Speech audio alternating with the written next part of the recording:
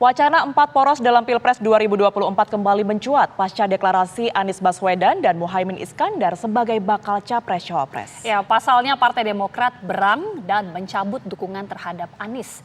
Ketua Majelis Tinggi Partai Demokrat Susilo Bambang Yudhoyono juga menyebut ada upaya lobi-lobi untuk membentuk koalisi baru. Mungkinkah ada poros keempat dalam Pilpres mendatang?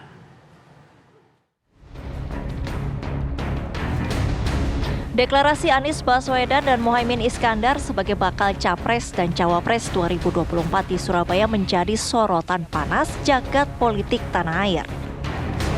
Pasalnya kabar duet Anies Muhaimin yang mengejutkan tersebut membuat berang Partai Demokrat yang merupakan pilar koalisi perubahan untuk persatuan bersama Partai Nasdem dan Partai Keadilan Sejahtera. Ketua Majelis Tinggi Partai Demokrat Susilo Bambang Yudhoyono merespon kabar duet Anies Muhaimin. SBY bahkan mengungkap adanya lobi yang mengajak untuk dibentuknya poros baru di Pilpres 2024. Ini pekerjaan politik tingkat tinggi. Ini bukan informasi, ini fakta. Benar ternyata Anies AHY yang hampir matang untuk diluncurkan dan banyak diketahui oleh masyarakat luas, itu terbukti bisa digagalkan. Kita juga tahu seorang menteri, sekarang ini, menteri masih aktif dari Kabinet Kerja Pimpinan Presiden Jokowi, secara intensif melakukan lobby, termasuk kepada Partai Demokrat, dengan menawarkan mengajak membentuk koalisi yang baru. Koalisi Demokrat, PKS dan P3.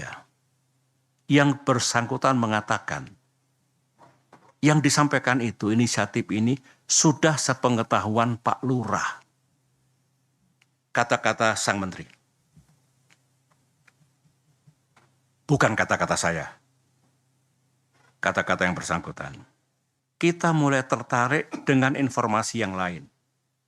Saya mengatakan saya tertarik secara pribadi dengan informasi yang lain. Katanya, sekali lagi informasi, semua gerakan, manuver, proses politik yang seperti ini penuh dengan hingar-bingar, yang berkaitan dengan koalisi dan pasangan capres dan cawapres, katanya ada mastermind-nya. Saya tidak tahu siapa. Katanya ada dalangnya. Ada persekongkolan untuk mengeksekusinya, untuk menjalankannya. Informasi. Wacana 4 poros dalam Pilpres sebelumnya sempat mencuat saat Ketua MPR Bambang Susatyo dan pimpinan MPR lainnya bertemu Presiden Joko Widodo. Kita saling menggoda di antara kami, apakah 2 pasang, 3 pasang, bahkan tidak menutup kemungkinan bisa 4 pasang katanya. Kata Presiden. Ya. Jadi ini candaan-candaan yang menyegarkan dalam pembicaraan hubungan antar partai, hubungan kehidupan politik kita yang harus kita ciptakan senyaman mungkin agar masyarakat publik lihat bahwa di tingkat elit kita semua baik-baik saja. Tidak ada yang perlu dipertentangkan. Soal duet Anies Muhaimin, Majelis Syuro PKS saat ini masih melakukan pembahasan. PKS telah menetapkan Bapak Anies Rashid Baswedan sebagai bacapres yang diusung oleh PKS. Adapun rekomendasi nama Bapak Abdul Muhaimin Iskandar sebagai bakal calon wakil presiden, insya Allah akan diusulkan untuk dibahas pada musyawarah Majelis Syuro Partai Keadilan Sejahtera. Pasca deklarasi Anies Muhaimin yang diusung Partai Nasdem dan Partai Kebangkitan Bangsa, mungkinkah terjadi 4 poros di Pilpres? Tim TV One mengabarkan. Ya pemirsa, dari kalkulasi kursi di DPR, 4 poros dalam Pilpres mendatang ini sangat mungkin terjadi.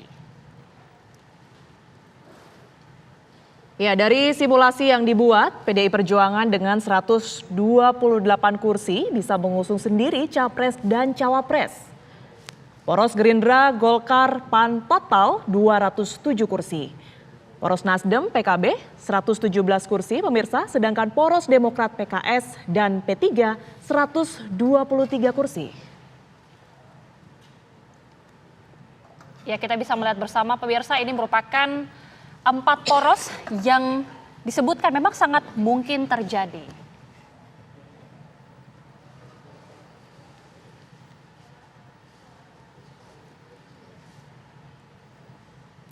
Deklarasi pasangan Anies Baswedan Muhaimin Iskandar yang maju ke pemilu presiden 2024 ini membawa sejumlah konsekuensi. Ya, Partai Demokrat menarik diri dari koalisi pendukung Anies Baswedan. Sementara PKS, pemirsa, tidak menghadiri acara deklarasi pasangan Anies dan Muhaimin tersebut.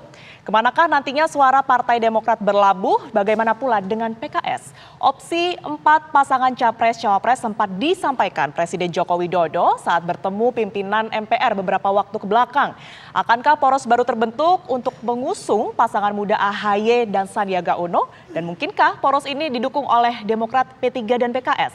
Untuk membahasnya pemirsa, saat ini telah bergabung bersama kami anggota Majelis Tinggi Partai Demokrat, Bang Syarif Hasan. Selamat petang, Bang Syarif. Selamat petang, selamat sore. Selamat sore. Ya, Assalamualaikum. Ya, dan juga Ketua DPP P3 Ahmad Baidowi. Selamat petang, Bang Baidowi. Ya, Assalamualaikum. Waalaikumsalam warahmatullahi. Dan juga juru bicara PKS, Bang Muhammad Iqbal. Sehat? Assalamualaikum. Bang Iqbal, waalaikumsalam warahmatullahi wabarakatuh. Dan juga tersambung secara virtual bersama kami pemirsa pakar politik Bang Hanta Yuda. Kita cek terlebih dahulu. Selamat petang, Bang Hanta Yuda, sudah tersambung? Selamat petang, selamat sore Pak Syarif Hasan, Pak Iqbal, dan Pak Awi. Oke. Ya, baik. Kita ke Demokrat terlebih dahulu, Bapak-Bapak. Terima kasih sebelumnya. Bang Syarif, kita ketahui kemarin setelah sudah mendeklarasikan begitu ya bahwa akan kemudian keluar dari koalisi, langkah dari Demokrat selanjutnya apa? Apakah kemudian ini membentuk poros baru atau bergabung dengan koalisi yang sudah ada? Jadi yang pertama memang kami mendapatkan berita tentang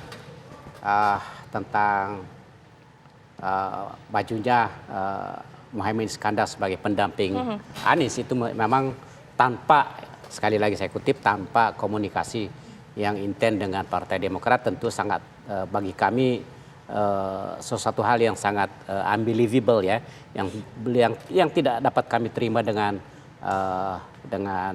akal sehat, karena memang sebelumnya sebenarnya kami mengkomunikasikan kepada partai koalisi bahwa sekalipun Partai Demokrat itu mengendorse ketua umumnya untuk menjadi calon cawapres, tetapi kami juga akan menerima dengan penuh tanggung jawab apabila capresnya itu menentukan pilihan yang lain. Jadi kami sangat terbuka untuk dikomunikasikan. Nah, masalahnya sekarang ini tanpa komunikasi dan sebagainya tiba-tiba terjadi, dan itulah yang membuat kami sangat upset tentunya. Dan ya kami Partai Demokrat sangat prihatin dengan kondisi ini. Jadi tidak ada komunikasi sama sekali? Tidak ada komunikasi sekali, tiba-tiba terputuskan demikian. Nah, artinya apa? Di sisi lain Partai Demokrat sangat bersyukur. Karena apa? Saat ini terjadinya saat sekarang, di mana kita masih memiliki waktu untuk ke depan, 1,5 bulan lagi masih ada waktu untuk menentukan pilihan yang terbaik.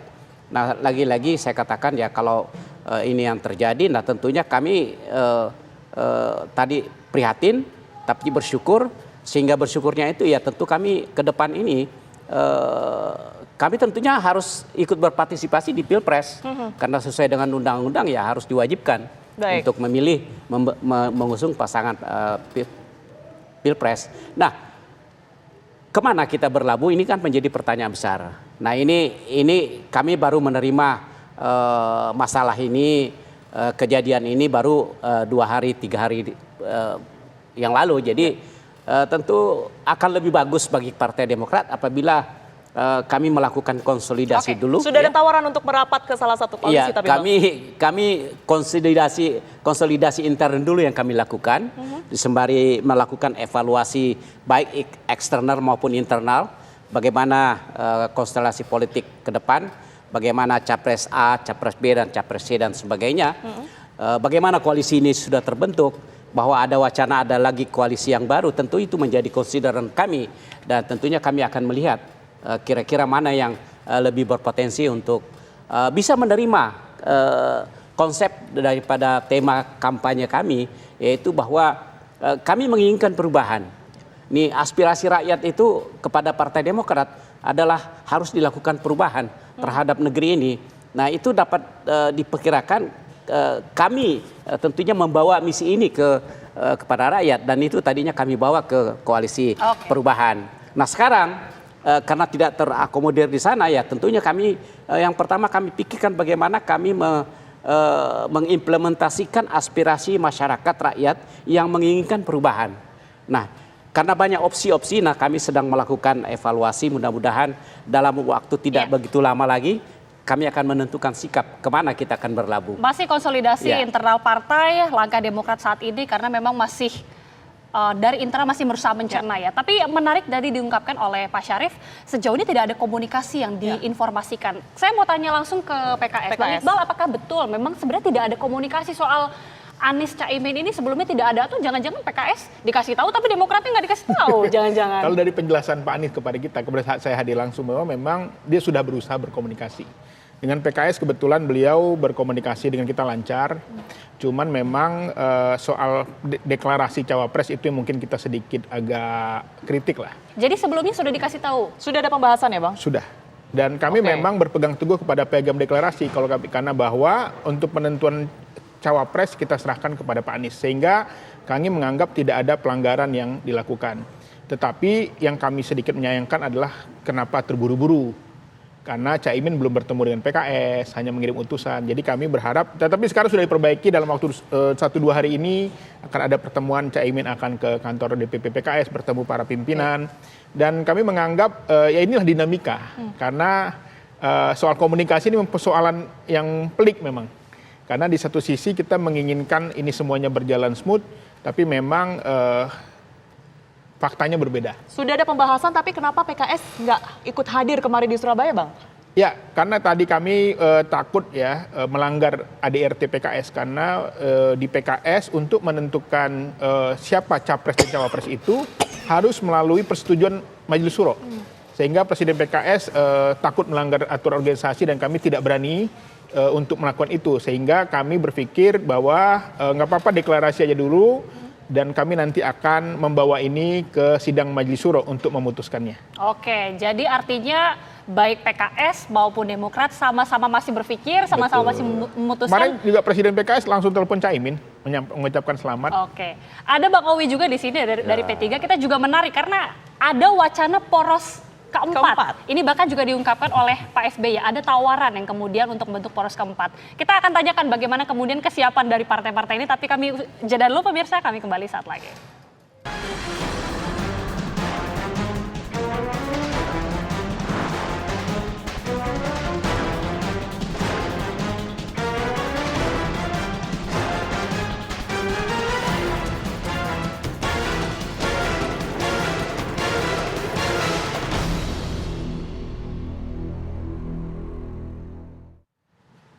Anda kembali di Kabar Petang, pemirsa. Dari kalkulasi kursi di DPR, 4 poros dalam Pilpres mendatang sangat mungkin terjadi. Ya, betul sekali. Kita akan hadirkan kembali pemirsa grafisnya. Ini adalah simulasi 4 poros Pilpres 2024. Kita sudah menyimak bersama. Untuk poros 1 tentunya PDIP dengan 128 kursi.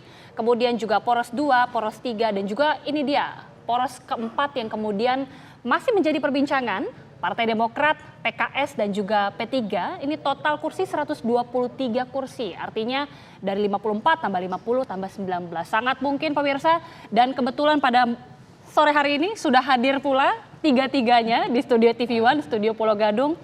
Kemudian kita tadi sudah tanyakan bagaimana kemudian tanggapan dari Bang Syarif dan juga dari Bang Iqbal. Bang Owi, seperti apa kemungkinan ini sudah tadi dihadirkan grafisnya, mungkinkah poros keempat itu atau jangan-jangan sudah ada pembicaraan sebelumnya, Bang? Ya dalam politik tuh semuanya serba kemungkinan. Kemungkinan serba terjadi dalam politik. Seperti kita lihat, kita kan tidak pernah menyangka pasangan Anies dan Caimin gitu. Tapi itulah politik, segala kemungkinan bisa saja terjadi. Namun demikian kami memastikan bahwa hari ini Partai Persatuan Pembangunan sesuai dengan hasil Rapimnas yang kelima itu masih terikat kerjasama politik dengan PDI Perjuangan. Yang insya Allah dalam waktu dekat akan bertemu dengan sesama ketua umum, termasuk juga partai-partai non-parlemen yang bergabung di kerjasama politik dengan PDI Perjuangan. Tentu kita akan melakukan update informasi, update situasi, dan juga perkembangan komunikasi politik dengan partai-partai lain. Nah, tadi konteksnya apakah sudah komunikasi dengan Demokrat dan PKS? Secara informal kami di fraksi di DPR itu saling berhubungan satu sama lain. Yang namanya komunikasi informal itu kan tidak bisa dijadikan sebuah keputusan. Tapi komunikasi informalnya bahas poros keempat itu, Bang? Nah, tidak sampai ke arah sana, hanya bukan sebuah bentuk keseriusan. Ya guyon-guyon kan biasa gitu kan. Bahwa gimana kalau seperti ini, seperti itu. Tetapi kan itu bukan sebuah keputusan, hanya obrolan-obrolan ringan lah. Nah, apakah kemudian itu akan menjadi sebuah keniscayaan ataupun nanti menjadi fakta politik berikutnya, itu kembali kepada masing-masing partai politik. Tadi kita sudah dengar sikap dari Partai Demokrat akan mengkonsolidasikan internalnya, termasuk juga PKS harus konsultasi dulu dengan Majelis Syuronya, dan P3 sendiri masih terikat dengan keputusan Rapimnas. Nah, konteks kami untuk berkomunikasi itu menjajaki kemungkinan untuk bisa bergabung dengan koalisi di PDI Perjuangan mengusung Pak Ganjar Pranowo. Oke, kalau Sandiaga dan AHY cocok atau enggak kalau dari P3 ngelihatnya? Ya kalau dari simulasi TV One, ini versi TV One itu cocok. Tapi kalau dari sisi kami kan... Dari versi P3. Kalau dari versi P3 kami masih terikat dengan keputusan Rapimnas gitu. Kalau AHY Sandiaga? AHY Sandiaga gimana, Bang Syarif? Pada dasarnya setiap warga negara yang memiliki kompetensi dan integritas yang tinggi tentunya kalau diberi kesempatan yang luas saya pikir sangat bagus untuk bangsa ini. Intinya di situ. Tetapi lagi-lagi undang-undang kan mengatur kita semua bagaimana harus kita berdemokrasi yang bagus. Jadi Sandi AHY oke ya, Bang ya? Saya tidak mengatakan oke, tapi atau jangan-jangan kebalik nih, AHY Sandi. Ya, atau boleh juga AHY Sandi. Ya, kan? Boleh juga. Ya. Setuju kalau itu ya, Bang ya? Ya, kalau AHY Sandi patut untuk kita evaluasi. PKS setuju nggak nih? Atau jangan-jangan ada calon lain mau masuk AHR misalnya? Belum pernah dibahas. Belum pernah dibahas. Tapi dalam politik kan segala kemungkinan bisa terjadi. Tapi PKS hari ini dari awal, sejak awal mendukung Pak Anies Baswedan untuk bisa berlayar. Baik, kayaknya tapi masih malu-malu ya, belum ada keputusan gitu. Kita akan langsung tanya ke Bang Hanta Yuda deh. Bang Hanta, menurut pandangan Anda seperti apa kemungkinan dari 4 poros ini, Bang Hanta? Ya, kalau bicara kemungkinan tentu ada kemungkinannya. Tetapi saya melihat kemungkinannya tidak lebih besar ketimbang 3 partai ini berpisah ya. Kita mulai dari Partai Demokrat dulu. Partai Demokrat punya 3 opsi atau pilihan. 2 sebenarnya, karena opsi satunya sudah utopis, yaitu bergabung kembali bersama Anies. Pak Said Hasan tidak mungkin. Jadi tinggal 2 opsi. Opsi yang pertama ada opsi strategis. Yang ini yang ditanyakan barusan, opsi strategis bagi Partai Demokrat jika berhasil membangun koalisi baru bersama dengan PKS dan P3 dengan syarat yang cukup berat terbentuknya ini. Artinya P3 harus melepas atau meninggalkan Ganjar dan PDI Perjuangan, syaratnya cukup berat itu. Kemudian juga PKS syaratnya harus tidak jadi bergabung dengan Anies Baswedan. Tadi pagi sudah bersama, tadi Pak Iqbal juga kelihatannya masih oke sama Mas Anies. Jadi potensinya masih belum besar saya lihat. Nah, kalau ini terbentuk, bagi Partai Demokrat ini paling strategis. Pastilah nama AHY masuk dalam radar apakah sebagai capres atau cawapres yang disebut berpasangan dengan Sandiaga Uno. Nah, yang kedua adalah opsi realistis. Ini Pak Said Hasan. Jadi antara strategis dan realistis. Realistis artinya bergabung dengan salah satu polar politik atau kutub politik Ganjar atau Prabowo. Dan kita tahu kalau bicara Partai Demokrat dan Mas Ahy bergabung ke salah satu, potensi Mas Ahy menjadi cawapres menurut saya sangat kecil sekali. Baik sebagai cawapresnya Pak Prabowo karena sama-sama dari militer, dan di Pak Prabowo sudah ada Mas Erick Thohir, bahkan belakang ada Mas Gibran dan lain sebagainya. Kemudian di Mas Ganjar juga saya kira agak sulit. Nah, sehingga opsinya pertimbangan di opsi realistis bagi Partai Demokrat ini 2 pertimbangannya. 1 adalah potensi kemenangan di Pilpres, 2 adalah mengamankan suara di pemilu legislatif bagi Partai Demokrat. Artinya apa? Kalau potensi kemenangan baik Mas Ganjar maupun Pak Prabowo itu relatif ya kompetitif pilihan itu. Ada potensi kemenangan. Mereka berada di margin of error. Meskipun ketika head to head Pak Prabowo lebih tinggi dari Mas Ganjar kalau opsinya dua pasang. Nah, tapi yang paling penting bagi Partai Demokrat ini karena kita bicara realistis melihat sebaran atau preferensi pemilih Partai Demokrat itu lebih kemana? Pastilah ke Mas Anies sebelum kasus kemarin ya Pak Sarip Hasan. Yang kedua itu paling mungkin ke Prabowo Subianto, barulah ke Ganjar Pranowo. Jadi kalau ingin mengamankan basis konstituennya, Partai Demokrat paling realistis sekarang bergabung dengan Pak Prabowo. Paling realistis. Tapi paling strategis karena ada nama AHY adalah menggoda atau mengajak merayu Mas Awi dan Pak Iqbal, PKS dan P3 membentuk poros baru. Nah, kalau bicara tetrapolar, 3-4 polar, ini syaratnya ya tadi itu. Mungkinkah kalau dari figur ada pertimbangannya saya kira cukup ini ya bagi Partai Demokrat akan keluar nama AHY, kelebihannya kedua kotel efek ekor jas akan bekerja secara efektif bagi Partai Demokrat itu penting, tapi tantangan terberatnya saya mencatat ada dua juga. Yang pertama adalah kemungkinan bagi P3 bergabung dan PKS-nya belum besar per hari ini saya lihat. Itu yang harus diantisipasi. Yang kedua ada potensi menangnya. Datanya baik Mas AHY sebagai capres, bukan cawapres, dan Mas Sandi dipasangkan itu potensi kemenangannya meskipun masih ada waktu 5,5 bulan, itu tidak terlalu besar dibandingkan Pak Prabowo, Mas Ganjar, dan Mas Anies. Nah, memang saya kira saya ingin menyambung sedikit yang disampaikan oleh Pak Sarip tadi, isu perubahan ini simbolnya itu kalau figur ada Anies Baswedan, partainya adalah Demokrat dan PKS karena mereka di luar pemerintahan. Nah, kalau Anies Baswedan, PKS dan Demokrat bergabung, maka kekuatan perubahan terkonsolidasi dan peristiwa kemarin itu sudah tercerai-berai, kekuatan perubahan terpisah. Nah, ini yang saya kira menjadi kekuatan yang relatif berbahaya ya kalau itu bergabung. Nah, dengan berpisahnya ini juga akan menjadi banyak menimbulkan berbagai macam komplikasi politik. Misalnya soal narasi perubahan. Narasi perubahan kalau tiga partai ini bergabung itu jelas sekali. Yang kedua, baik Anies Baswedan, PKS maupun Partai Demokrat posisi diametral dengan Pak Jokowi. Dan ketiga, sama-sama menyasar basis konstituen atau pemilih yang tidak puas dengan kerja Pak Jokowi. Nah, hari ini yang terjadi adalah Anies Baswedan dia keluar dengan habitat perubahannya tadi. Dia bergabung dengan PKB, di mana basis PKB itu adalah basis yang bukan kecewa dengan Pak Jokowi, approval rating yang mendukung puas dengan kerja Pak Jokowi. Itu pekerjaan berat bagi Pak Anies Baswedan adalah berubah ke habitat barunya, dan sementara Demokrat juga ingin mengusung perubahan juga sulit. Mas Awi juga bersama Pak Jokowi. Jadi saya kira poin pentingnya sekarang baik dari Partai Demokrat maupun Mas Anies Baswedan mengalami komplikasi politik, butuh waktu adaptasi.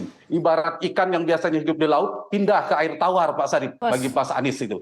Nah, ini yang saya kira PR besarnya. Jadi belum bisa sukses, tapi adaptasi nama juga. Kalau ada pohon kurma ditanam biasanya di Timur Tengah, tiba-tiba ditanam di Indonesia, dia bisa berbuah, tapi bisa juga tidak berbuah. Kita tunggu perkembangannya. Baik, ada beberapa catatan ya yang kemudian ini mungkin bisa dijadikan bahan pertimbangan. Saya ingin ke Bang Syarif terlebih dahulu. Bang, kemarin kan dari Pak SBY juga sempat menyinggung begitu ya, ada menteri dari Kabinet Jokowi yang kemudian ini mendorong Demokrat, P3 dan juga PKS ini untuk membuat koalisi baru. Ini apa dasar dari Pak SBY menyampaikan hal tersebut, Bang Syarif? Ya, karena itu ada lobby-lobby yang ada informasi yang masuk dan sebagainya. Lobby-lobby yang kayak seperti begini kan harus kita juga satu sisi kita harus tanggapi positif ya, tetapi kita lihat nanti apakah akan menjadi satu konsideran bagi Partai Demokrat atau tidak, ya tentu akan kami evaluasi karena sekali lagi yang paling penting bagi Partai Demokrat itu sebenarnya adalah bagaimana mentransformasikan aspirasi rakyat yang menginginkan perubahan untuk pemerintahan yang akan datang. Nah ini yang menjadi tugas pokok dari Partai Demokrat untuk mengajak berkoalisi dengan partai-partai yang lain. Yang itu dulu. Tapi tadi analisa dari Mas Hanta menarik sekali. Pilihannya strategis ataupun realistis. Kalau realistis tadi dibilang gabunglah ke koalisi Pak Prabowo. Tapi strategisnya membentuk koalisi poros keempat. Melihat secara keseluruhan. Tidak bisa dianalisa secara parsial. Semuanya related. Apakah secara realistis ataukah secara konseptual. Semuanya harus kita perhitungkan. Nah, mana yang lebih menguntungkan bagi Partai Demokrat dan khususnya bagi konstituen Partai Demokrat, apalagi secara khusus yang bisa menerima konsep perubahan itu, nah tentu itu yang menjadi pilihan dari Partai Sampai saat Demokrat. ini? Sudah adakah? Ini kan baru 3 hari. Oke. Ya kan? Masih terlalu cepat. Buru-buru aja. Oke, kalau gitu saya mau tanya juga ke Bang Owi. Bang Owi ini kan tadi juga pernyataan dari Mas Hanta, analisa dari Mas Hanta. Apakah kemudian Sandiaga ini mau diarahkan tetap didorong untuk jadi cawapres Pak Ganjar? Bagaimana kalau nanti akhirnya tidak terpilih jadi cawapresnya Pak Ganjar? Apakah tetap pada Harga mati PDIP? gitu, Bang? Iya, atau jangan-jangan membentuk poros keempat ini? Ya itu kan masih nanti, tapi gini, keputusan untuk merekomendasikan Pak Sandi sebagai bakal cawapresnya Pak Ganjar itu dihasilkan melalui Rapimnas. Selama Rapimnas itu belum berubah, maka keputusan itu tetap seperti itu. Nah, kami memahami apa yang terjadi di teman-teman Partai Demokrat, baru 3 hari, kalau di kami di tradisi Nahdien itu orang misalkan berduka itu minimal 7 hari baru kembali ke normal. Jadi masih masa berkabung. Ya masih berkabung. Sebenarnya apa saat ini belum bisa melihat, masih masa inkubasi lah. Kita menata diri. Nah, barangkali setelah 7 hari tertarik dengan apa yang disampaikan oleh Pak Sandi bahwa kita ingin membangun koalisi yang besar. Nah, siapa tahu namanya politik seperti kami kembali ke tadi, segala kemungkinan itu bisa saja terjadi. Oke, kalau Bang Iqbal sendiri gimana Bang? Masih nyamankah dengan koalisi ini atau sudah ada terpikir rencana untuk pindah aja lah? Ya, hari ini dilihat Bikin di Sumatera koalisi Utara kehadiran Pak Anies dan kader-kader PKS dalam apel siaga itu luar biasa. Kemarin juga di Tasikmalaya. Artinya kami secara politik tidak ada masalah, kami tetap bersama Mas Anies, tinggal nanti masalah komunikasi yang diperbaiki. Apalagi kita juga sedang menunggu kehadiran Caimin untuk bisa lebih bersilaturahim erat, karena kita akan berlayar menghadapi gelombang. Untuk itu perlu kekuatan, perlu kebersamaan yang solid. Karena kita tahu nanti ada badai, ada puting beliung, ini perlu nahkodanya perlu bersepakat dulu nih rute-rute perjalanannya seperti apa, kemudian juga bagaimana komunikasi selanjutnya sehingga nanti masalah-masalah ini tidak terulang lagi. Jadi kami ingin menegaskan lagi bahwa koalisi perubahan dan persatuan tidak dibubarkan, tetapi yang terjadi adalah bertambahnya anggota baru. Oke.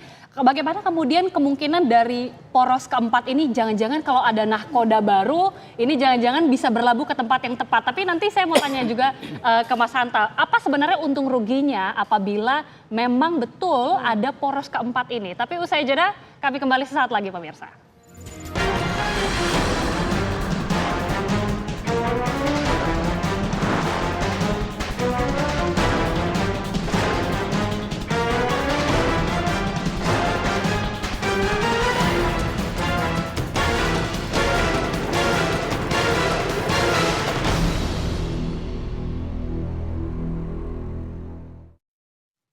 Ya, sebelum kita kembali melanjutkan dialog kita pada petang hari ini, Bapak-Bapak kita simak terlebih dahulu. Ini Ketua Majelis Tinggi Partai Demokrat Susilo Bambang Yudhoyono mengungkap ada upaya lobi-lobi untuk membentuk koalisi baru yaitu Koalisi Demokrat, PKS, dan P3. Kita simak bersama pernyataan dari Susilo Bambang Yudhoyono.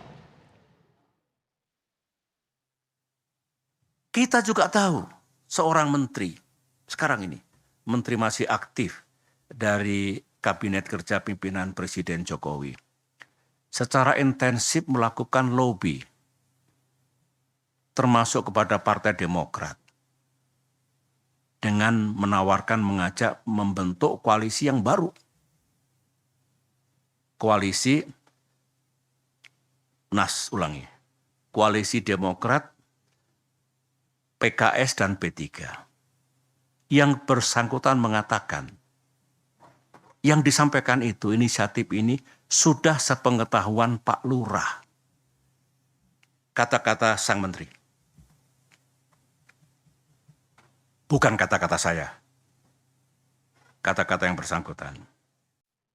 Ya, Bapak-Bapak itu tadi kita sudah menyimak langsung ya pernyataan dari Pak SBY, ada menteri aktif ini kemudian menawarkan kepada Demokrat akan ada pembentukan poros keempat. Saya mau langsung ke Mas Hanta menyambung pertanyaan yang menggantung tadi pada saat sebelum commercial break. Bagaimana kemudian untung rugi apabila ada poros keempat ini sebenarnya Mas Hanta?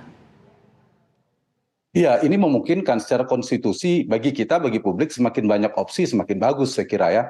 Dan itu dimungkinkan kita ada aturan di putaran kedua.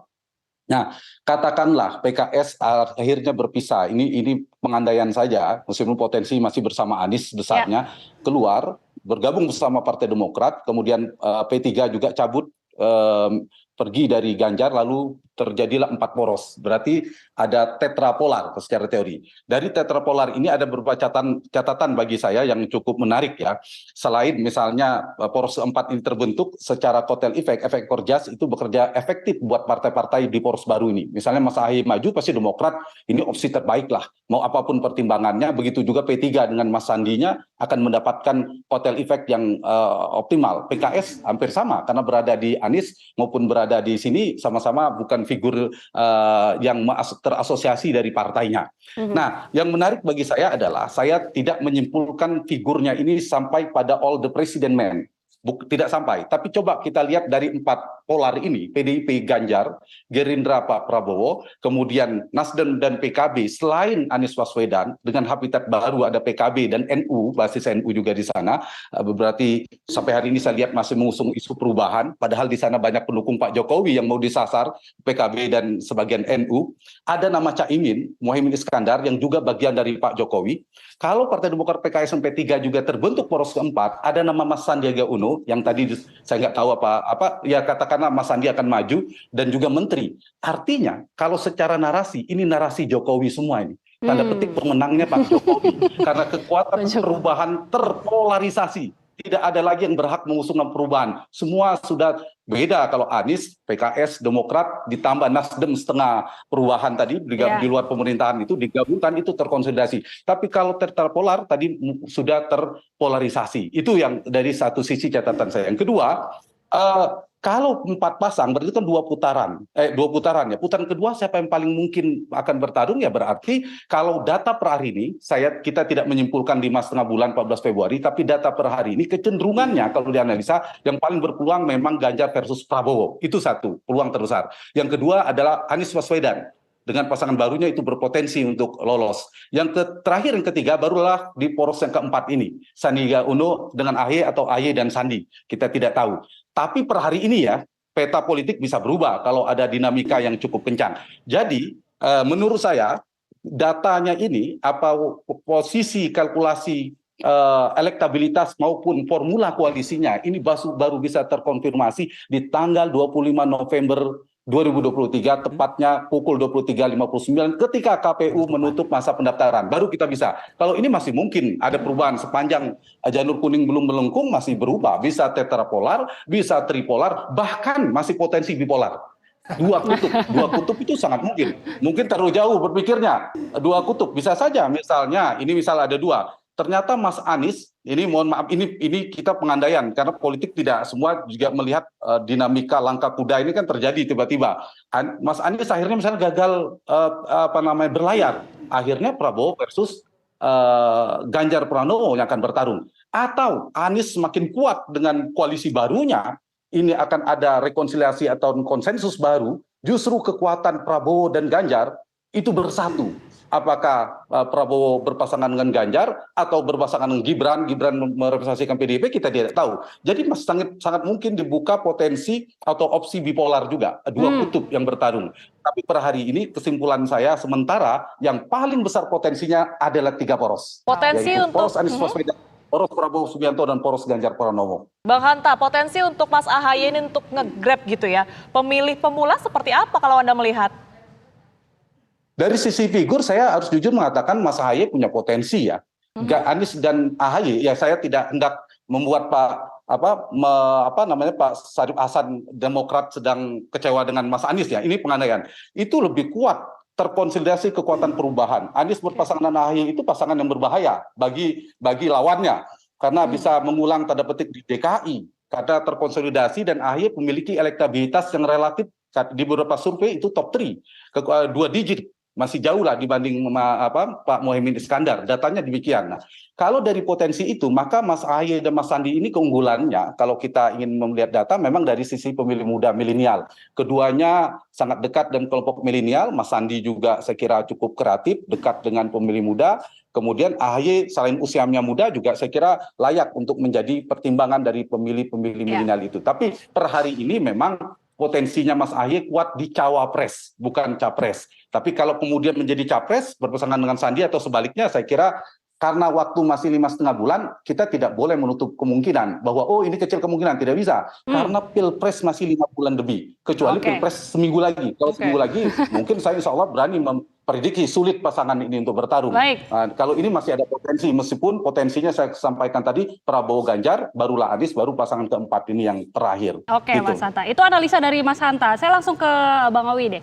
Karena kan menarik sekali ya, memang di pemilu 2024 ini pemilih ini banyak sekali dari kalangan milenial, kalangan muda. Apakah jangan-jangan dengan Sandiaga dan juga AHY ini menjadi kuda hitam jangan-jangan ini karena sama-sama sosok muda bisa membentuk poros keempat ini justru bisa menarik seperti yang dikatakan Tiara, menggrab semua pemilih-pemilih muda, Mas? Ya, kalau kita mengamati sejumlah hasil lembaga survei bahwa figur Sandiaga Uno itu selalu digandrungi oleh kalangan milenial dan Gen Z plus emak-emak.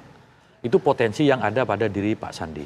Ketika Pak Sandi dipasangkan dengan Pak Ganjar sebagai calon wakil presiden, itu selalu menempati setidaknya 2 besar. Seringkali di posisi nomor 1. Itu potensi yang dimiliki oleh Pak Sandi sebagai figur yang selama ini cukup kreatif, sebagai posisi beliau Menteri Pariwisata dan Ekonomi Kreatif, itu untuk posisi cawapres.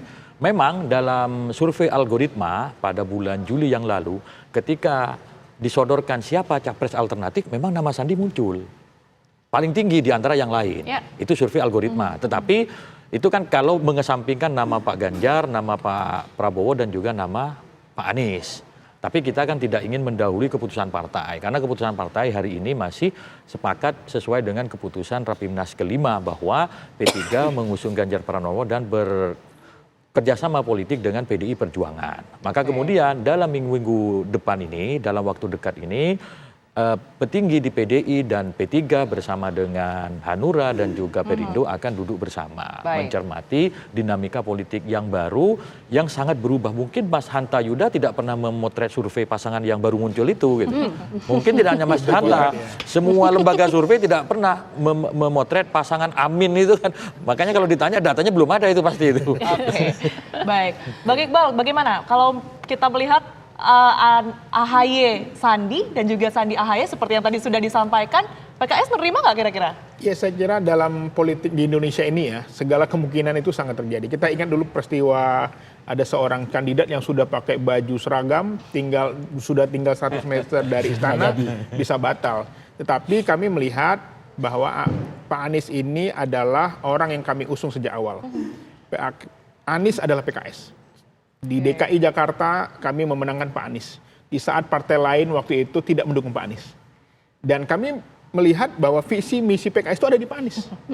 Dan sekali lagi kami ingin mengatakan bahwa dalam politik segala kemungkinan bisa terjadi. Tapi sampai saat ini kami tegak lurus tetap mendukung Anies Rashid Baswedan sebagai calon presiden Republik Indonesia sesuai dengan keputusan Majelis Suro PKS. Oke, kalau jawaban dari Mas Iqbal masih tegak lurus, tapi kembali lagi tadi ada ini belakangannya masih bisa berubah, artinya sebenarnya masih bisa digoyang nih jangan-jangan Bang Syarif, jangan-jangan sebenarnya tinggal diajak aja langsung, diajak untuk Sandi AHY atau AHY Sandi, Bang Syarif. Ya ini merupakan salah satu wacana yang menjadi konsideran Partai Demokrat ya, bahwa yang penting bagi kita, bagi Partai Demokrat adalah bagaimana menyatukan misi ke depan, bagaimana membangun bangsa ini ke depan. Dengan situasi yang saat ini harus mengalami perubahan. Rakyat sekarang menghendaki begitu banyak kebutuhan, apalagi kebutuhan dasar yang sangat sulit untuk dijangkau oleh rakyat. Nah ini yang harus kita rubah secara primer sekali. Nah artinya apa? Kalau sepanjang memang misi ini kita ada kesamaan, ada kecocokan, maka secara fundamental kita sudah bisa bersama. Nah bahwa bagaimana implementasinya itu juga sedang dipikirkan oleh Partai Demokrat. Mudah-mudahan dalam masa berkabung ya 7 hari tadi ya Pak proses healing ya, cooling down, menata diri kami ini. Kami tidak perlu berlarut-larut dalam persoalan ini. Percayalah dalam 1 minggu ke depan itu kita sudah bisa mengambil keputusan kira-kira opsi mana yang kita akan pilih. Tapi yang jelas yang menjadi prioritas adalah harapan rakyat. Ini yang menjadi prioritas. Bagaimana kita mengakomodir keinginan rakyat. Itu yang menjadi prioritas. Nah, tadi saya menarik. Ini satu lagi bahwa memang kalau di kalangan milenial ini Mas ya tadi disampaikan tentang Mas Sandi. Kalau di AHY ini juga satu hal lagi, di samping anak muda, emak-emak, generasi milenial dan sebagainya, ada lagi satu yang menjadi pangsa votersnya dia itu adalah kaum intelektual. Kaum intelektual. Nah, hampir dipastikan kaum intelektual itu saya selalu berkunjung ke kampus-kampus. Ini kampus itu saya selalu bertanya dan selalu ditanya oleh para cendekiawan. Ini AHY ini adalah merupakan penggemar mereka ya. Jadi mereka menginginkan agar AHY muncul sebagai salah satu kandidat untuk calon pemimpin bangsa Indonesia. Oke. Nah, itulah harapan. Jadi kami sekali lagi mohon doanya mudah-mudahan ketua umum kami betul-betul bisa menentukan sikap dan memilih yang terbaik untuk bangsa dan negara. Kita akan lihat bagaimana dinamika ke depannya. Kita akan tunggu bagaimana kemudian langkah selanjutnya yang dilakukan. Tapi terima kasih sekali lagi Bang Syarif, terima kasih Bang Awi, dan Bang Iqbal, dan tentunya Bang Hanta Yuda yang sudah bergabung secara virtual. Sehat-sehat selalu, Bapak-bapak. Selamat petang. Sehat selalu.